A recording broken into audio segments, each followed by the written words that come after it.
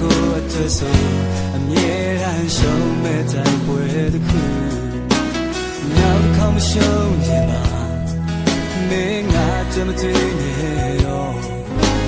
ဘိုးဝေဆုံးတစ်ဖက်မှာမြေဘဝကိုပြန်သစ္စာ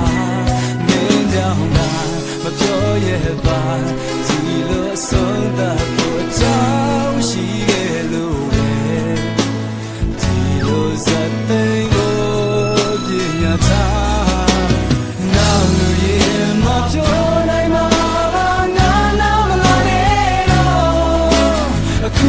ပြောရမချင်လို့မဟုတ်ဘူးနော်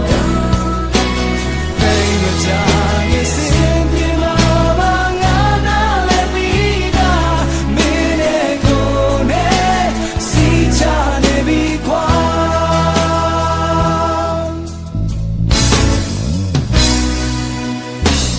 ဆောင်းတဲ့တဲ့နော်